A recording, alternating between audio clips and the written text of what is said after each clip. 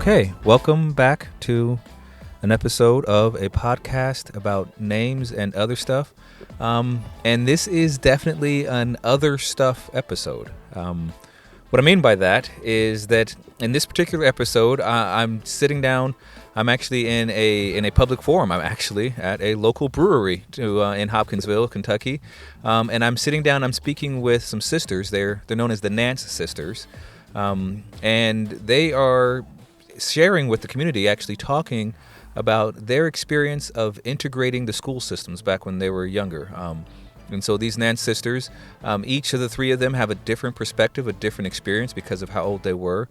But they are able to talk to their experience and what it was like for them going through the process of school integration. Now, just so you're aware that this conversation actually was not an extension of this podcast, actually. It's not an extension of a podcast about names and other stuff. It's actually a continuation of almost an ending, an epilogue, if you will, to a previous podcast project I had been on. That podcast was called Been Pastoring Through Some Hard Times, and you can feel free to go check it out. I'll try and include a link to that podcast in the comments or the liner notes, whatever, on this episode. But in that podcast, I sat down with two of my friends who were also pastors in the local community, and we worked through this book called Been Coming Through Some Hard Times. And this book was just a look at the actual history of ethnic conflict and interaction and community and culture here in Hopkinsville, Kentucky, going back from before the Civil War all the way up until the early 2000s.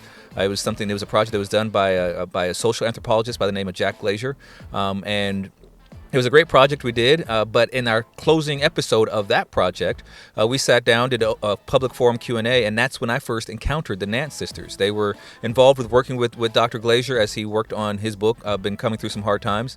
But in that particular scene, they shared part of their story, and just this idea was rattling around, like it'd be great to hear more of their story, to give them a chance for the community to hear more of their story of what they went through and what they experienced.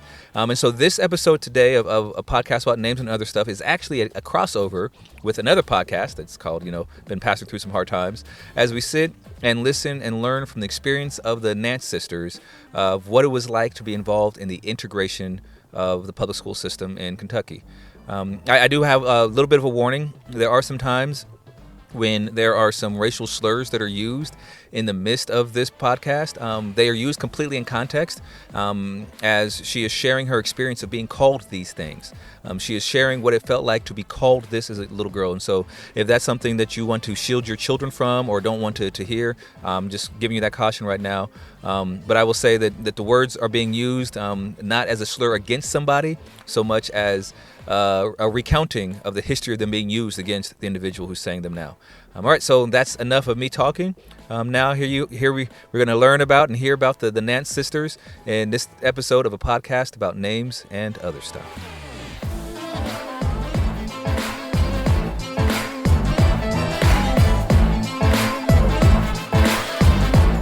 We are very, very excited tonight to have with us the Nance sisters and fomr. This discussion, I'll be honest, I don't know where it's going to go. I don't know if y'all know where it's going to go, and that is my favorite kind of discussion. This is growing out of a couple of things. Initially, out of the work done by Jack Glazier in a book that he wrote called Been Coming Through Some Hard Times, published in 2012, and took an extensive, deep sociological look at race and race relations in Western Kentucky, the big focus on Hopkinsville and Christian County.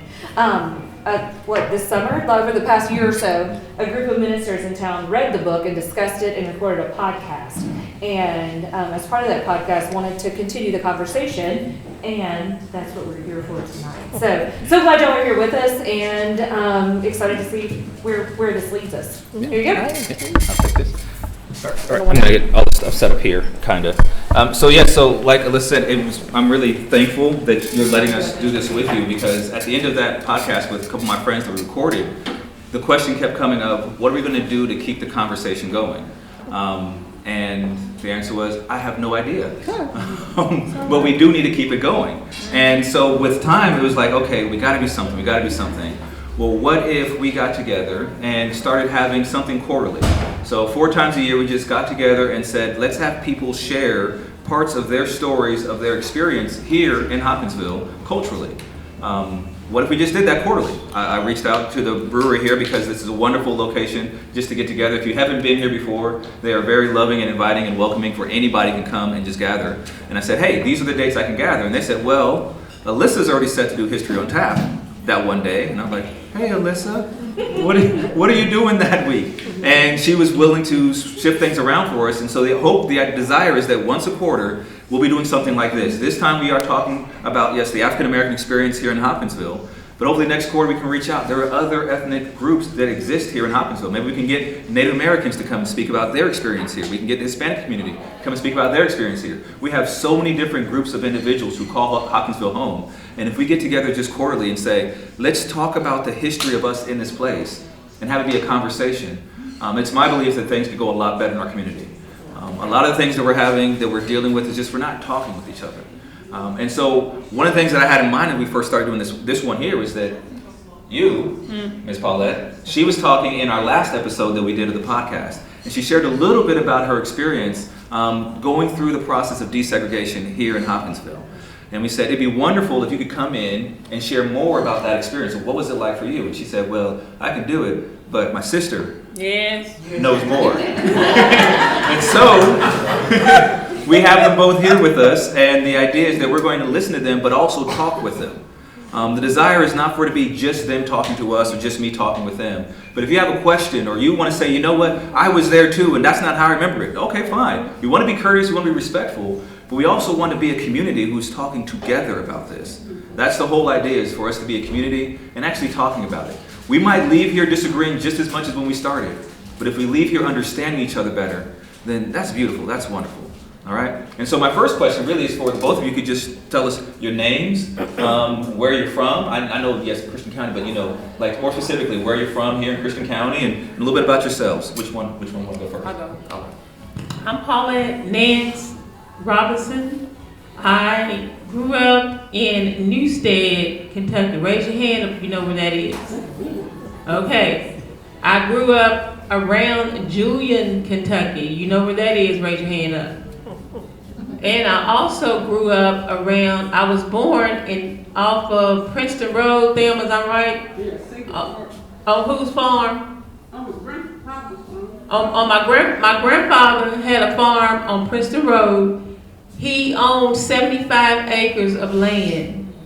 And I was born somewhere down there in that area. So that's where McCarroll Hill Baptist Church is, that's where our church is. So that's where I was born. And I'm Paulette Nance. I'm one of 10 children, 2 sets of twins. Now, my sister is back there. Stand up, Thelma. Thelma is the oldest of our family. She's the oldest twin. She has a twin brother. His name is Delma. Then 78 Saturday. They'll be 78 on Saturday. Don't ride. Yeah. And then 2 years later, my mother had another set of twins, and that's Linda and Lindo. And one died at 16 with leukemia, and my brother Lindo Cookie died at 21 in a car accident. So that's me, and my mother and father is Charles Nance. My mother was Sarah Wilson. She was a Bingham from down out of Katie's. You know, how many people know where Katie's is? All right, so that's where my mother, my mother's mother is from Wallonia, down by Katie's. My dad is from Newstead, over the Lindsay McGahee farm. All through there is where my daddy and his people were born. Okay. All right. And then I imagine some of that's going to be the same. It's the same, some of it is. My name is Shirley Nance Shelton. I'm number 7 out of the 10 children. I'm a mother of 5, grandmother of 23, great-grandmother of 14. All right. So not the baby of the bunch. And my birthday is December the 8th. I'll be 67. So birthday's coming. And like she said, we came from, I was born in, I think they call it part of Cerulean, but it's still Christian County. It's still Christian County, but on birth certificate says Cerulean. So I was born off the Sinking Fork Road. I think, was it on a brewer farm? Whose farm was that? On the brewer where the That's what I thought. Right around there. Originally was Cornelius. Okay, the Cornelius Right farm. off of, Princeton Road. Okay, because I was able to go in the house before it was totally demolished, from rotting away. I was able to go in the house where I was born. So, but I grew up the same in Julian. We called it the Brown House. In the Newstead, we called it the Gray House. Moved to Hopkinsville is the White House. Okay. So, but it's basically still the same for all of us. Okay. I mean, All right, Wayne, we'll start with you with this next question Yeah. because my getting into the whole idea of education is what schools did you go to? okay. We went to Lafayette, we called it, elementary school in South Christian County. We went there to a school that used to be a school, I don't care if it was a high school or elementary school for the white children. But once they got a new school, we were able to go to that school. So we went there to Lafayette. Then when we moved up here, went to Westside Elementary. From Westside Elementary, they had turned Addicts into a middle school. Then where Warner Street Center is, they had turned Hoptown High into Kaufman. Yep. Went there in middle school, and from there, we were supposed to have went to Hopkinsville High, but they redistricted, which put us at Christian County, which was good for us because if you lived in rural South Christian, you would have went to Christian County. So we didn't want to go to Hoptown because all our country friends were at Christian County. So when we were able to go there, plus my grandmother lived across the street from William Byrd Avery. And so they were our friends because we would always come to town and be with them. So he stayed at Hoptown, but I was able to go to school with his brother, who was my best friend at the time, Raymond. So we were glad to be around friends. So those are the schools that we went to. It's the same. And you went to same schools. All right, so my next question is something, because this is also History on Tap, and just as a historical clarification really, when you were going to the segregated schools, how did they refer to those? Were they like the colored schools, the Negro schools? Like what was the terminology used? Okay, the terminology used was colored. Lafayette, and I didn't know this till I got older, it was kindergarten through 12th grade. That was what Lafayette was. There was South Christian. Not for us. Not for us. They went to Dirt Afternoon after that. That's right. So when they did that, they turned Lafayette into a colored school. It was all white. And then it turned into a colored school. Now if I say colored, I mean in black. If I say white, I mean in Caucasian. Because back then, it all had handles and it turned out to be different. And when you with your family, you'll say, well, them colored over there. And then when you were not with the family and people that was not so kind, they call us niggers. So they would say that's the nigger school, or Addicts is the nigger school, or that's what the school was in Lafayette. They called it the nigger school, the colored school, the other school. Okay. Yeah. And really as a follow-up with that, how did you feel about the type of school you went to? I mean, even though you were kids, you knew there were two different kinds of schools. There was the school you went to and the school you weren't allowed to go to. How did you feel about that? Do you want to talk about, Lafayette, and when I talk about West Side? It don't matter. Okay, whichever the one you do. way that I felt about that is that we didn't know. Well, we lived in a community where there were blacks and whites that lived together. Yeah. And got along together. I don't know if any of you know Steve Tribble's wife, Shelley. Yeah. Okay. She grew up on the farm just up the road, really just up the hill from us. And they were like cousins. We still very close to this day. Her mother and father, they were the same way. And even Donald Ray Mock, who lived up, right around the corner, we all grew up like relatives there. So even though we knew and understood we had to go to this separate school, we understood that. But it didn't make, much of a difference because that's what we had to do. So we didn't know any difference. Then I learned the difference, which helped me later on as being a teacher, that we had a music teacher, then she left, we didn't have one. I don't remember a library. Cafeteria was small, barely could get in there. The gym, we had a lot of recess. But I remember Mrs. Stewart, that she had 3 grades she had to teach at one time. That's a Lafayette. At Lafayette, she had 3 grades, which I think was 3rd, 4th, and 5th, and it didn't matter whether someone came in with no education, she had to get them educated. And I remember her writing something on the board for one group. She already have it on the board for this one group. Then she'll read to this set. This group will take a rest, lay your head down. So then when that time was up, she could rotate and switch. And so by experiencing that, when I became a teacher at Lacey, Sandra Livingston, the principal at the time, wanted to put me and told me, I can't remember what the term was called, but it was where that I'd have students on different levels. And so I was able to teach those children, write lesson plans for all 3 groups, and to where they even achieved so well that I got an award when the other teachers got one when they scored high in the testing. You know, so, but that's what the experience was like there for me. And the difference I couldn't tell because we were separate. We were already separate in life. When we were in Lafayette, I noticed that things were going down when we really didn't have the books. We didn't have books, the reading books. It was not enough there. We had leftover books, the books that they left. When South Christian, this, you know, they talk about consolidating. When South Christian, they had the new South Christian school, they consolidated all the black kids that had, back in the day, there was a church and a school. Marystown had a church, there was a school.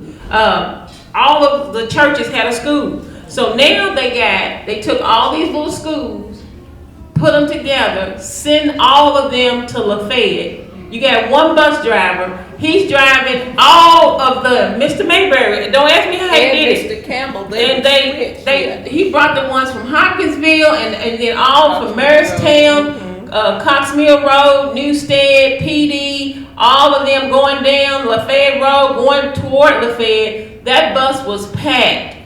And then we would get out that bus and go into the school. Now the white people were upset. Now I can understand because this consolidation is like it is now. They did not want to go to that school. They didn't want black people down there at that school, and they did not want to go to South Christian. You know, you just didn't want to do it. And plus, you know, the big thing is fear. So when we come down there would be ropes hanging in the tree like nooses. You get off the bus and there's ropes hanging in the tree. They didn't want that. Now my brother said, Delma told us that he remember going down there and they would shoot at the bus. Now can you imagine a mama having to be scared, have to send the kids to school. They gotta go to school, but they shooting at the bus. But we have to get educated, and that's what we did. It was a fearful thing, but one thing I do know, I had all black teachers, I had all black students, and we didn't have no problem with discipline. I can't remember. There wasn't no problem with discipline at all. No ma'am, I don't remember it. If it was, they had a paddle. Yes. And you was going to get. You got it again when you got home. If you got home, first you going to get a paddle in there. And then they going to call, when you got home and my mother found out that we was bad at school, you going to get another whooping when you got home. And if it was worse, Daddy would get you. Daddy going to get you too. So now, it's going to be, so we didn't have all this. I don't want talking back. I wish I What I'd like to share, when I was teaching at Lacey, the guidance counselor asked me, she said, Ms. Shelton, you don't refer a lot of children to be tested for ADHD. I said, I'm sorry, some of it may be, but some of it's not. You know, some children might be, some of them just need to be told to sit still and don't you move, and I mean it. And I said, and there's no way you could tell my mother that Shirley cannot be still and she need to be on medicine. My mother would look at that tree and say her medicine grows out there. I guarantee you when she get back, she will sit still.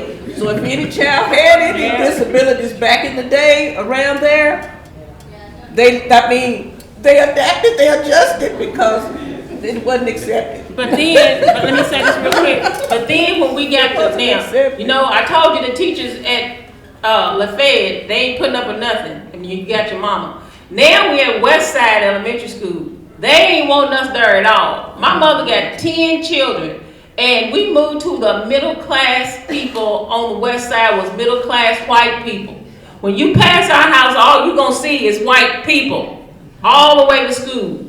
And when you get there, it was different because the discipline was different. But my mom had already said, when you get there, you better not, you better do, you better this. This is what she said. And they niggered us, they called us nigger. We had to walk to school. They niggered us From Jessup, O'Neill. from Jessup to O'Neill to Kentucky all the way. And my mama said, don't you say nothing back to them. They can do that to you, but you better not say a word. You come home. And she stood out there in that street, did she, Shirley? And watched us every day. She watched us down and she watched us come back. But you know, it sounded like that those times was horrible. But those were some good times when it. They were. They were. We made them good. Yeah. You have to make it good. That's what we did. What year was that? Okay. What year was that? That was 1966, 67, and 60. We moved up here in 66. Yeah. And it was just right at time for segregation started, what, 64? 60s was before 65? that. They started to integrate. So I don't know if they integrated around about 65 or As whatever. it started to get in this area, we were more up in, about 65? Yes. And you know, we left before we had to go to South I Christian. graduated in 64 from Adams. Yeah. So then 65. it was all much then black.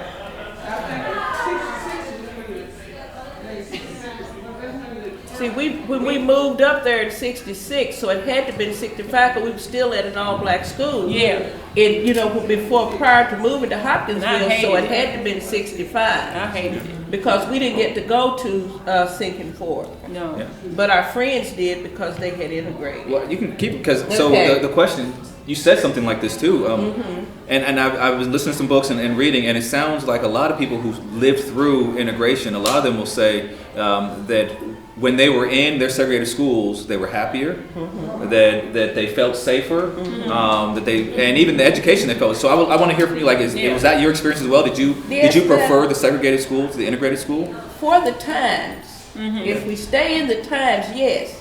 Because there was a fear as a 7 or 8 year old child that you will be hung or you will be murdered on the way to school and nobody will find you. So that was a fear you took with you every day. You know, so then, And don't forget, it was fear everywhere. it was there. And so They were fearful. then, so that experience there is that you were, what I'd like to say at this time, if the support we had from the family, from my parents, that made us feel safe, and not only that, made us be proud of who we were, and not be ashamed of who we were, even if we were called names. And my grandfather was one that always say, you be proud of your name. You be proud of who you are. And I tell my grandchildren, you know, and I don't knock anybody for wearing clothes with names with the big emblem, but I don't, because my daddy always say, you wear your name proud. You know, you be proud of your name. And when anybody came up to the house, didn't matter, police officers, didn't matter who, I'm Mr. Nance. And he'd have his name on his shirt, he'll pull it out. He didn't say Charles or Boojak. You gonna call me Mr. Nance. He'll pull that shirt around. And my granddaddy was the same way, but we had great support. We were at a church that was started by our grandfather and cousins and friends in the community. So regardless of what we experienced at school or in the community there, on Sunday we go to church and there we are surrounded by love. Or we can go in our home and in our family we're surrounded by love. So while we're down here trying to integrate and go in the area, we have a first cousin who's working with Dr. Martin Luther King in Louisville trying to get things going up there. So it was just the time. You know, it's But the time. He said this. Since you are, I'm not. Okay. You can come up here too. You can come up. We got more chairs. Chair, I sit here. Yeah, you come up here, Thayer. But Well, you gotta I want to say this from being the experience of being educated in a black school with just black teachers. I didn't go when I went. She never went to a white elementary, never school. She I didn't. When I went to community college. It was like a culture shock. But then I graduated from Adams in '64. But what I wanted to say when he asked about how you feel about your education. I felt like I got a top education from my school, from Adams and the schools. Cause those teachers, we were taught a lot of things. We were taught a lot of appreciation for the arts, and you know, we read a lot. So I felt like, cause I was an educator for 33 years here in the Christian County system. But and my children graduated from here. So what I'm trying to say is I felt like I got a better education. I do. Because I don't feel like the children are taught appreciation of, things that they should know. They don't know general things that I was taught. I don't feel like they're taught. I know they're taught to read. They don't even do cursive writing anymore. That bothers me. They don't teach them to write cursive. So I feel like I got a better education. I mean, I know they know general things. They probably know all this computer stuff, but I don't feel like they got the quality education to appreciate the, Shakespeare and all of them. They don't probably know who Shakespeare is.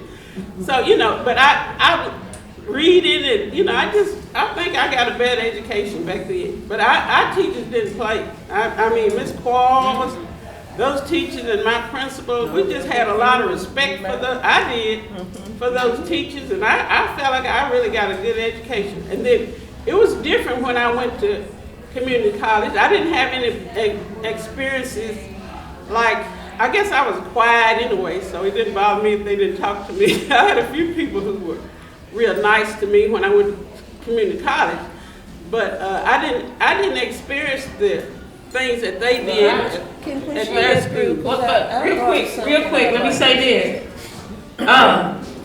We were taught in the white schools that we can't learn. That's what I was thinking, Sharon. They would tell us that you can't learn, you can't be, you won't be good enough. You are not going to be as good as this person, to sit next to me, that's white. But you can do this. You can dummy yourself down, and maybe you can be a server. Maybe you can go over there, do that. But you cannot learn this. You're not smart enough. Okay, so now I'm looking at Tarzan, and he's flying through this. He's flying in Africa through the trees. Okay, so all right, I'm looking at Tarzan, and I'm looking at Jane. This is Tarzan and Jane. How many people know about Tarzan and Jane? They white couple, and they flying through the trees in Africa, right? Can you imagine what that looked like? So I'm saying, how they, and then the people that surround them, I'm watching TV now on the Big Show. How many people remember the Big Show? Come on at 5 o'clock. Then it's Channel 5 News. Y'all remember that? Growing up on the West Side? Okay. All right, you don't know. Before my time. Okay. Channel 5 showing Tarzan, he flying through the trees in Africa, and the people, the natives is running around going, whoo, whoo, whoo, we can't talk, but they black like me, and I'm watching black and white TV, everything's black and white. But I know that my people is black, and they can't talk, and then the teacher done told me I can't learn, so I'm thinking, good Lord, I come from them people, and that's why I ain't gonna never be, I'm a child. And I'm saying, this is where I come from, and I can't learn. Do you hear me now? Yeah. But when James Brown stepped on the scene, I was going to say that. and when James Brown said, say it loud, I'm black and I'm proud. Just listen to me. When James Brown said that, I said, what? Tarzan is in the air. He's running around there and they hula hoop. James Brown told me I got to say it loud. Then I'm black and I'm proud. Okay, so that's what it was. I tried to be black and proud at West Side School, and all the white people walking around you, they got on their good shoes and stuff, and we doing the best we can, ain't we, Shirley? We trying to go to KCO. We can't afford them clothes down there at KCO. And Dollar Brothers, how many Dollar Brothers people? Dollar Brothers, KCOs, Wins, all of them. We can't buy them shoes. We going over here to work. Sam Bonds. We go to Sam Bonds right here on Virginia Street. This whole street. Kleins and Sam Bonds. This whole street ain't nothing but black bars, black clubs, black everything. And beautician. Beautician. She was right there. Camp stand. Restaurant. Oh, yeah. Oh my goodness, y'all. This doctor's office, this whole strip from and here. Dr. Brooks' brother had a Drugstore. And Drugstore. was A hospital was black. Everything on this street, coming down Virginia Street, all the way down. Turn on 6th You turn on 6th Street was nothing but black on everything. Or Jewish. And we felt good on Saturdays. Now we done grew up now. We teenagers. And we want to go. We want to look good. We done went down there to Sam Bonds and go what do you call that place? Cato's. We went to Cato's and got our little $3. We done worked for $3. We done babysit for my sister. Well, all we made was $3 that whole week. But we can take that $3 and go down to P and Hurst and Cressy's and put them clothes on the layaway. Put $1 down. And then we can go. Then we can walk down. Look, then we can walk down Virginia Street and ride. Now they gonna let us know. Mother wouldn't let us. I'm talking about we walking downtown. The younger people did. They could do more than. But family couldn't do that. They might have slipped down there. I lived in the country, so We did. You couldn't do I it. couldn't go. But we walked. We walked down there with our little, trying to have our little hot pants on, and we was trying to have Jane Brown that told us to say it loud. Now we got black. You look, down here. What was that club, Shirley? On 2nd Street, the Earl McNeil, multi-purpose center. Yes, Miss Alice Torres. Miss Alice Torres. How many know Miss Torres? Charles Torres? Yeah. All of them? Linda Torres, Elisa Pearson, who's the president of the college. Her grandmama was a director of the multi-purpose center, and she would rent that out to organizations, and then they would have little socials after school. 35 cents to get in. I done got my hot pants. Jay Brown done said, say it loud. I got my hot pants on, and I got down there. We done paid 35 cents, and we done got down there. But we didn't have no babysitter for my sister, Sweet Pea or Wayne. So we wound up taking them with us, and we took them with us because Them was married and gone on. She ain't in the scene. But we did that, and we got down there. And we were so happy that somebody said, look out, my dad's name Blue Jack. Look out there, y'all. It look like Blue Jack. His truck is out there. He done cleaned up the hay and everything. He finna come and get y'all. I was so embarrassed. I tried to run. I had to take Sweet Pea. I had to take Wayne. We had to hide. My daddy came in, stood at the front of the door, teenagers everywhere, and said, Paulette, Shirley, where y'all at? Trying to listen to the beat. I said, oh my God, Dad, don't listen. Wait a minute. I said, I gotta go hide. So, them were the things that those are the things that we was doing in the midst of all the whiteness. Yeah. In the midst of whiteness, those are some of the things. Well, I was too, with that, you have pictures you brought. Oh yeah, I brought those pictures. But okay, let me say this real quick, and I know because Shirley got a whole lot. But Paulette, but the people we lived near, they were the best people. The white people we lived near. Frankie Williams. How many people know Hot Nancy? Frankie Williams, Mr. Pee Wee Williams. They were. Just like yes. The Humphreys that had the Humphreys welding shop, next door neighbor. They were real nice. Steve Tribble's mama worked at the catering service. They lived around the corner. Yes, all of them. We were. Just think about it. 10 children move on the street to a middle class white people, and my mama said, y'all better be good. And let me tell you this, the only other thing that saved us, and I gotta say it, was 4-H, because we wouldn't have done it without 4-H. 4-H was not the best place because there were some white people in there that didn't care to us if we was there. If we walked in, a whole group of white people, here we come. Variety show. But they had to acknowledge that they did that time. We wrote for that. They would always have variety show. Well, it was scary time. So we were, how was that, about 8? And I think 10. you were 10. Frances Dunbar, Frances Torran. She was the same age I was. Maybe we probably got a little older. Maybe you're 12 and I'm 10. But we wrote our own skit. We made our own costumes. Yeah. And we practiced it and and we won. Vernell Larkin. The championship. Dr. Larkin was our. So we had to go to Livingston. She did that. We did that. But what I want to say too about the influences, that's kind of what you were trying to ask. If there was any difference and any better. The best part about being at the black school is that they told you where you could go in the future. They told you what you could do and showed you evidence of it by the people that they knew that had made it. Yeah. When I got to the integrated school, I wasn't told that. Even though my grades, and I was shocked when I saw my records, they threw them away, the kids brought them to the house. Later on, you know, they threw them in the dumpster, the kids said, we see your pictures and all this.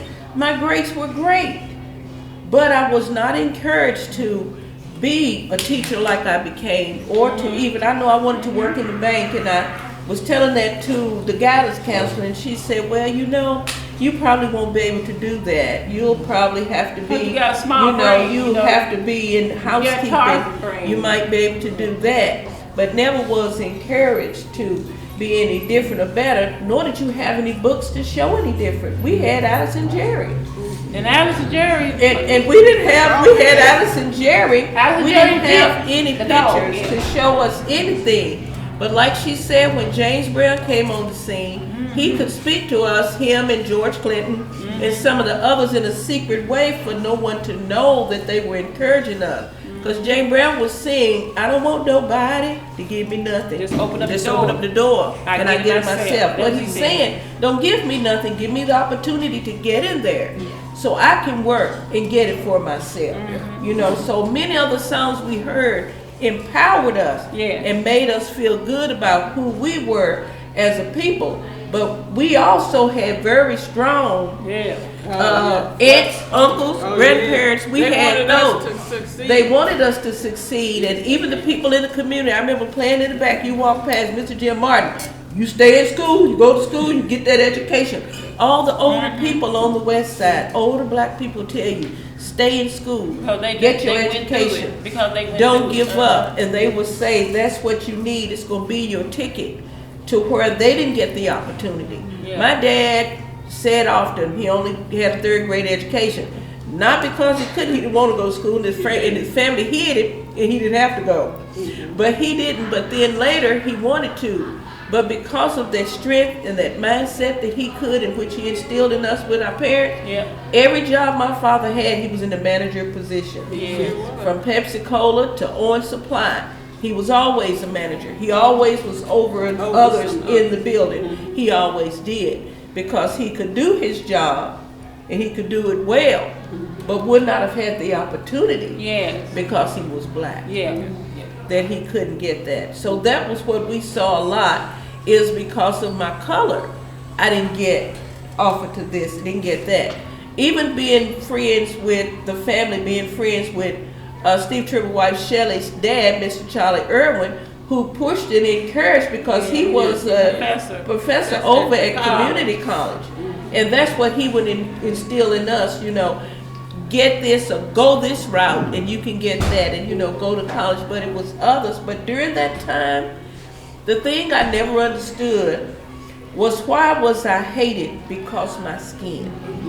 I never understood, still don't, to this day.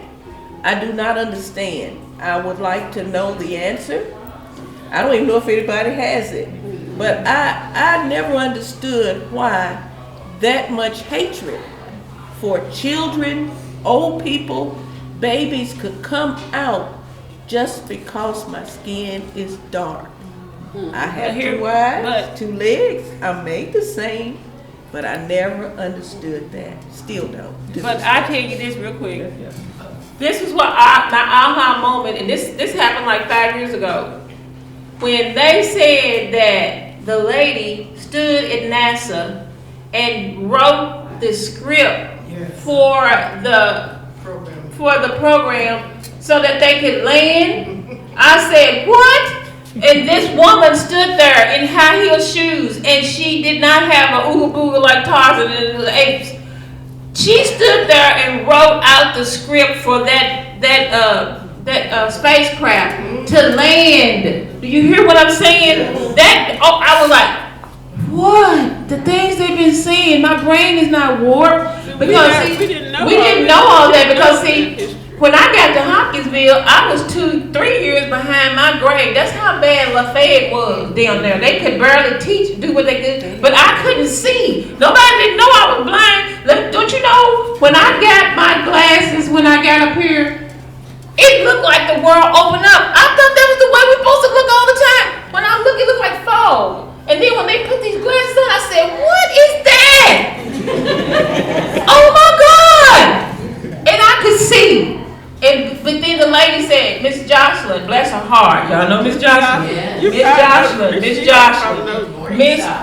Jocelyn did all she could to push me up to the grade that I'm supposed to be at. But I couldn't do it. I didn't know enough. But you got people like that. That's a white woman that didn't even see color. She saw me as a person that can learn. And that's what, it's a lot. It's a lot. I do want to see the pictures you brought. Because Okay. you brought these pictures on these boards. Okay, I'm going to tell you. I can hold them while you talk about it. Okay, Sam, I want you to talk about. And we thought we was the stuff. Tell you what, actually, you talk about it. I'm going to walk around with it. Okay. Okay. You see what's on this one? Okay. Okay. Go ahead. Sit down. Sit down. Where you going? This is me. If you can believe, that's me. Alright. You up here? Remember, I'll be 78 next week, so there you go. That's me. And then, Tell who they are. Yeah, then I'm going to walk around so Oh, you can look okay. how you post while you talk. Okay, this is me. This is Can't see me too well. That's Emma. That's Emma. Emma. She's the one who had the restaurant. Yeah, my sister, she died last year. That's my mother. That's my baby sister, Sweet. We call her Sweet Pea. She was the assistant principal at Fort Barkley at Fort Campbell schools. Now she's a guidance counselor at some school in Fort Campbell. That's my brother Charles. He played college basketball, and then he played semi-pro basketball. And he was a policeman. He retired as a policeman in Louisville, and now he has his own security company. He's in Louisville. That's Charles Nance. I don't know if you've heard of him. And then that's my sister. That's Binky Shirley. That's Binky. I'm tall with the I know. Okay, Shirley, you tall. I'm not Binky. That's my sister Binky. She died this last January. Her name was Zephyr. That's my sister Zephyr. She died in January, this past January. That's my. She was a beautician. She died, retired from Penrose Center. That's Shirley, my sister Shirley, right there. She's a teacher. And that's my daddy, Blue Jack, Charles Nance, and that's Paulette with the hair. Okay. And then that's us. Okay, here we are down here. Now this day, that's the one I'm not on. That picture, my brother, my twin brother's missing because I think that was his first night of his job. At Thomas Industries. And the other one He retired had 35 years, but that night was his first night on the job. And I think we won that. You We won this picture. telephone thing. Huh? Cookie, the other brother had shot himself in the leg. Yeah, he wasn't there, but we won this, so the photographer was gonna come that night, because we had won this, but they had a picture made. Okay, then, down here, several years later, that's when I was at community college, and I had to take this, it might have been when I had paid for this test, and maybe take my civil service test. Anyway, I had paid for this exam, and I had to take it. They had scheduled this, but I couldn't be there, so I'm not on this picture at all. And Okay, that's Sweet Pea. Yeah. We in Hopkinsville. yeah, Okay, we were down in the. I guess we moving on. We moving from Newstead Country Bar Store area, yeah. and now we are in Hopkinsville at 504 West 2nd Street, and we're in town with the people. Yeah, here we go. Okay, so there's Sweet Pea. We call her Sweet Pea. There's Shirley. She's pregnant. But she done got married. She's pregnant with Trisha. There is Binky, and she just died in this past January. That's Thelma. That's the twin to Thelma. That's me doing the Parliament James Brown era. You know, I told you that my blackness was proud, so now I got my afro. I'm doing that. Ain't nobody else trying to do it with me. And then there's Emma, and she's the one that had the restaurant and did that. Okay. While I walk around with this, we'll come. You got another You want to do this? question? Okay, yeah, we'll do this one too. Okay. It's the same thing. It's the same thing. But my mother had 10 children. She had 8 brothers and sisters. And this is all of our cousins. Now this is, They're in Louisville. they're in Louisville, but these are all our cousins here. So this is my mama, and that's her sister Earlene, and these are all of the children that would come home on Mother's Day to Hopkinsville, and we would have a good time. Then later, my grandmother, we would go to Louisville, Kentucky on Mother's Day and be there with them. This is Thelma's class reunion annex. That's me. I graduated in the year of '64, and that was one of my years. This is one of her years, and when I got there, let me tell y'all, at this graduation for addicts, all of these people were doctors, lawyers, these was professors. Yeah, go ahead. All the people that came out of my sister's class in addicts high school, they were what? Doctors. We had Not just we one. had doctors and we had chemists. Cause Yeah. one of us was a chemist in Texas. Oh, we had, I mean, really professional. There were 106 of us that graduated that year. But a lot of professional people. Come out of an all black school, see, Sure it was did. all black. Yes. And they were, when I got there and I said, all these people came out of here? Yes. Was doctors and lawyers and Yes. all of that going on. And that was class of 64, class of 64 at addicts. Yeah. But I tell you, growing up in Hopkinsville on the west side, being able to walk downtown and come down here to all the blackness on this street and buy, go down to Cresses and all them things and be able to just be here on Saturday. We can walk and you can stay downtown all day. Right now you can walk downtown and be done in 10 minutes? But back then you could go down here and stay all day long. It was something to do all day. And the people, they say, here they come. They knew, didn't they, Shirley? They knew when all the little black kids come in there, they go. Especially Triangle 5 and 10. Y'all remember y'all know Triangle 5 and 10? There was a lady that walked with a limp in there. Do y'all remember her? White lady. I'm sorry, but I'm just telling you. She didn't give us a break. As soon as we walked in there, she was like, on us. We couldn't do nothing. And you know what? If any of them had came back and told my mother that we did anything in that store, my mother lived by the tree. And she would take out the switch and whoop us, and we didn't have no problem with going to the store for white people. We would go to the store for little white women, and they'll give us a dime. They'll give us a quarter. One woman gave me some. I done went to Frank's store and then then got her groceries, then walked all the way back. Wait a minute, Paula. You have to share that.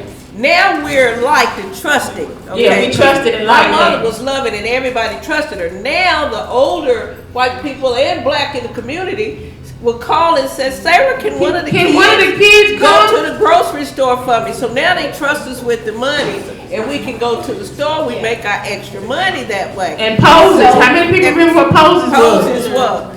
So that's what she's been Well, talking now I'm going to the grocery store for this woman. I done packed 2 bags of grocery. Now, there's not plastic bags. These are paper bags now. We ain't got no plastic bag. I done packed 2 bags of groceries up the hill on Cleveland to this woman's house. Then put them on the table, and she gave me 2 chicken feet. And she gave me some bacon rinds. You know how you eat the rinds of the bacon? And you can still see the teeth marks in it? She done wrapped them up in rubber band. And she done put in aluminum foil. And she done gave me 3 or 2 chicken feet. And tell her what mother and then said. this is what, look, because mother done said. Tell her what mother said. Mother said, whatever they give you, you say thank you and come home. You, yes ma'am, no ma'am, thank you, come home. Her terminology for that was, you can take the chicken feet and make some dumplings, and you can take the rinds and put it in some beans and make some beans. I'm telling you now, I was so mad. I wanted to really. You can do not a real mother. Now, I can't do a real mother, but I wanted to do something bad to that woman. I wanted a can of bacon grease. Yeah, they doing stuff like that, so I'm just telling y'all, yeah, it was, but it's still good time. Poses let us have a charge camera. We had, What year was that? that was 68. Cookie had died. 68. So they had to been about 69 or going up to 70. Yeah, because Cookie was dead. at Well, that so time. I only have one more question before I ask that one. Does anybody else here have any other questions? Because I like when you guys are asking, like, asking for Ask years and stuff. But yeah, what a question. Okay, so when did you all go to Christian County High? When was it in? We 72, 71, 72. It was integrated. It integrated in 66. 66. Both Because, schools or bec- just county high? Well, I know county was, Okay, and county. evidently Hoptown, because my brother, the one that got killed, he went to county. When the older used to be the middle school, that was the high school. And so Bird Avery, who is his age, he went to wherever Hoptown was, which I think was Kaufman at the time, where Water Street Center. So I would say, because when we moved up here, my brother had to go to Christian County High. So that was in 66 when we moved up here. And mother then moved us before school But started. James Richard Resco was the first black boy to go to Christian County High School. So I remember that. And he came off of 65. 65. He came off of Princeton Road, Seeking Fort, South Christian area, Seeking Fort area. That's where he came from. So they had He was an the first option. one. See, they had an option to. At that, I think 65, you had an option. If you didn't want to just go, they knew it was going to be integrated, but you had an option to go that year, and the next year was mandatory. Because that's the ones, the black He kids went- on the west side could still go to Booker T. Yeah. They went to Booker T. We were the only one at west side. My sisters now. We were the only three there. Okay. Yeah. Anybody else? Because again, I want it to be where you guys can yeah. I want to know how your dad got the name Blue Jack. Oh, that's interesting. I know. 2 stories. Okay, this is what I know. As a little boy, my daddy had uncles, and they all worked on the farm. And my daddy was a little boy, and he had these uncles, and they always wore boots. And what he used to do is when they get off from work, he'd run around as a little boy. He would go and they sit down, and he would sit there and pull them boots off of their feet. He would do it real fast. He would do it real fast, so he could jack them off real fast. But that's what they called him, was boot. He was the boots, and he could jack it off. But there's a thing about this though. If you read in the encyclopedia, you look it up. A boot jack is an instrument that you put down in the boots, yes it is, and you pull it out. So I don't think they knew that, but they might have knew it. But that's what they call my daddy, Boot Jack, because he could take those boots off of his uncles and them after they got off the field. Yeah. Any other questions for him? Because I just have one more question, and we're about out of time anyways, right? So, so my last question. Ask any question. I mean, and you guys aren't leaving right away too. If somebody wants to say, I'd rather ask it, I don't want everybody to hear me ask this question. I understand that. Because my last one I have, because I want to honor you guys' time as well, was just for actually all three of you. If you could go back in time and be able to speak to the adults in that time, knowing what you know now, having lived what you live now, is there anything that you wish that you could have said to the white people back then, or the black people, just anybody back then, or the adults as you were going through these difficult times and dealing with the things they were telling you and how you were feeling about yourself? What would you have to say to those adults back then if you could? I don't know. I can tell you. I would say, don't be afraid of me. I'm all right. I just want to have the opportunity, because I got a whole lot of things that I want to do, but I got a whole lot of people saying that I can't. And it's horrible when you got that. They said you want to do it, but you can't do it. You want to move there, you can't move there. You want to have this place, but you can't do it. Can you imagine having all of this? You got it in your head that you want to go do it. Because my grandfather walked from Gracie to Hopkinsville, and when he was in his 70s, he walked from the west side to Kentucky, New Era. He told me, he said, I got a story to tell. He said, what are you talking about? What did you do? They looked at him like he was crazy. But my granddaddy sat down and told them that story, and they were amazed. It was in the new era. It was in the new era, and he sat there and told that story. So if you give me the opportunity, like Jane Brown said, I don't want nobody to give me nothing. Just open up the door, opportunity, and I'll get it myself. You don't have to do nothing else. Just let me do it, and tell me that I can, and let me be free. What about you two? Well,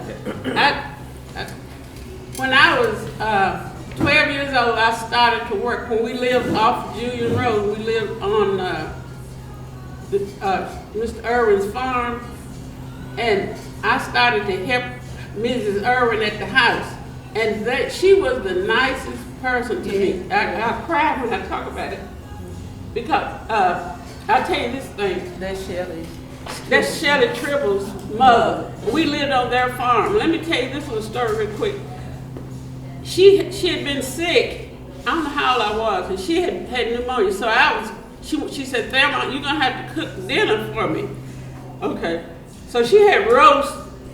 We pork. We had no beef. I never cooked no roast. And then I thought, well, I looked it up, and then I fixed the roast, and then I made a pie. I looked at the recipe and I made the pie, because I used to cook it, but I hadn't cooked like that. That's how I know how to cook it. Anyway, when they got ready to eat, I'm standing around at the stove, because I never sat at a table with white people to eat. They either ate before you or you ate outside. And I was just standing at the stove, and she said, "Thelma, what are you doing? Come on, sit down." She said, "Come on over here and sit down." And I sat down at the table with them. They treated me like I was somebody. And Mrs. Irwin encouraged me when I would say, "Oh, you can do it." I said, "Mrs. Irwin, I don't know." "Oh, go on, you can do it." And she always gave me the encouragement to do that, to go on. Yeah. And that's how I've always felt for it. I can just go on and do it. She said, "You can do it." And I went on and did it, and I did it. Oh, let me say this. Mary Snorton. Y'all know Mary Snorton. Yeah. She the one that made me what I am right to this day. And I'll tell you that's it. Yes, Mary Snorton. I won't forget her. I won't forget her. But from what would I say to someone now, the people from then, I would say that we are the same. I'm no different. I wouldn't say that I'm better or anything, but I wanted to say this too, so it won't sound like we bashing the people from back in the day. Those were the times and the way the times were. And so that was the way the people were back then. Yeah. And not everybody not all white people was like that. It was some that may have been afraid of the changes and not understanding who we were as a race of people, or what media or anything else from Tarzan showed that we just savage, or what we could do or possibly can do to you. Yeah. But my grandmother always said, "Shelley, there's white folks and there's white people." She said, "Now white people, they just like you, treat you like you.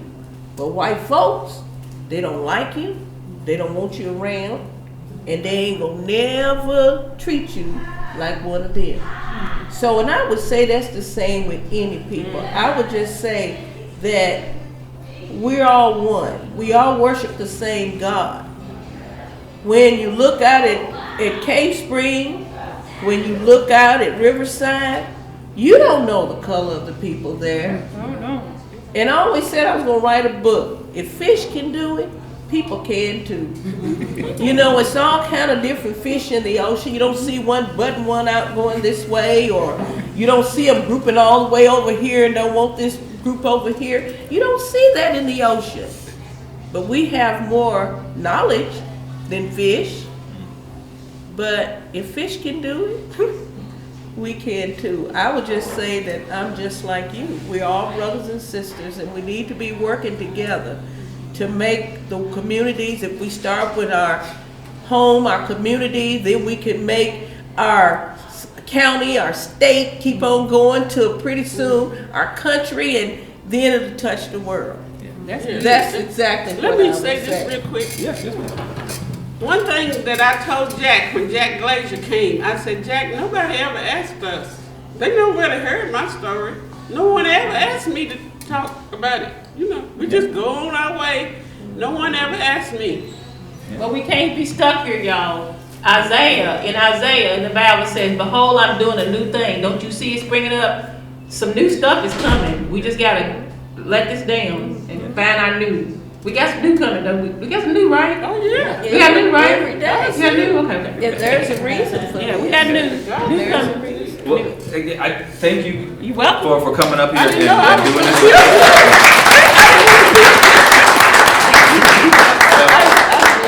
And thank you guys for coming out. And again, my heart, our desire of this really is to have us have more conversations.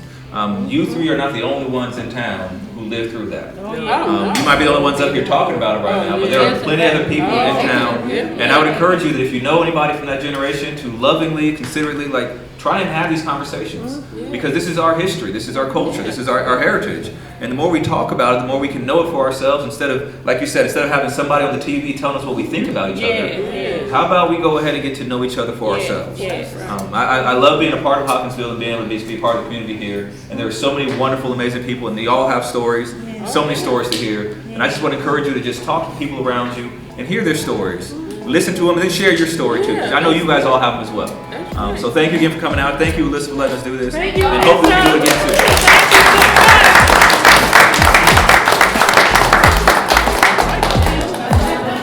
Thank you.